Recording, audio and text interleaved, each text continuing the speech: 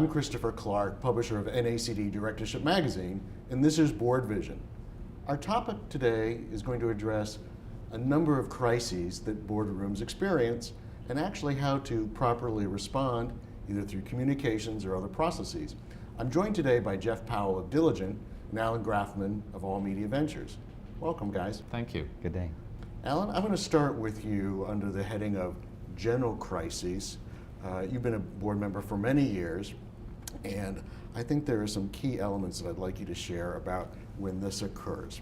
Well, you'll hear perhaps from Jeff about the best crisis is one that's anticipated and attenuated so it doesn't become a total chaotic situation. You have situations that are very visible and explosive in nature, literally, which was British Petroleum in the Gulf of Mexico and how that played out really disastrously.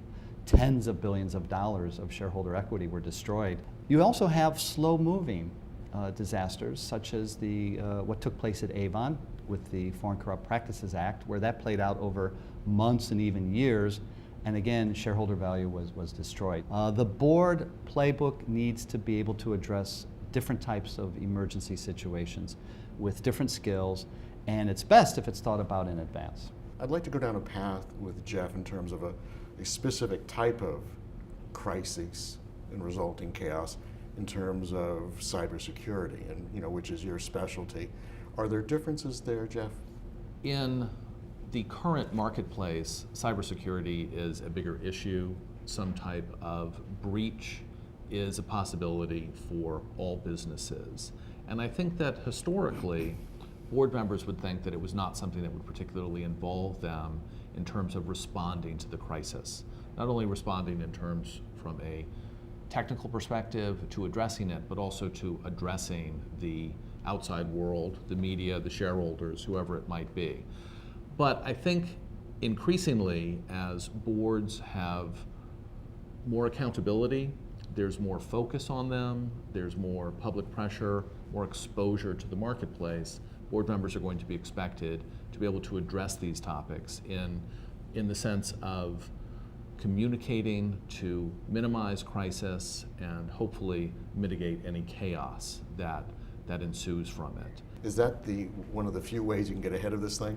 I think that it is. I think that you can get ahead of them by not only having a clear-cut plan, but also doing some event planning and role playing within the individual members of the board, how they would respond, how they're going to address any publicly facing questions or issues. We talked about some relatively traditional ways of getting ahead, but do you have an uncommon practice, something that might be relatively novel for directors about the communications process, be it internally or externally? Well, I'm just going to say something because, we may talk about it as a standard practice, but what I find is it's a standard practice that people talk about, because we do a lot of sessions where we may be at events talking to groups of directors or doing webinars or something where we may ask them, do you think that it's a good idea to do full planning, including assignment of roles and actual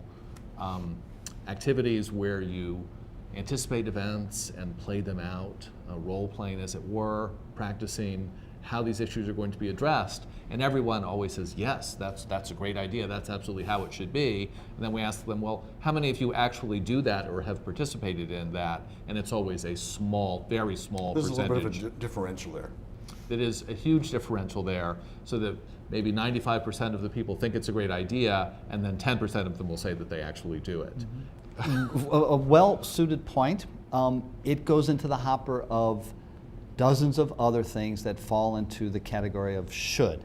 It's easy enough to start, and I guess that's where I would come down, Jeff. It's easy enough to say, you know what, we're going to take 15 minutes, or we're going to take 30 minutes, or on every board meeting, we would like to have a review of this issue, and maybe there will be a training session. Maybe it's appropriate for a company, or maybe it's not, but it should be a topic that is addressed, I would think, at most companies on an ongoing basis. I wanted to thank the both of you today, Allan and Jeff, for bringing this subject down here to the surface in terms of risk reward. So I thank you.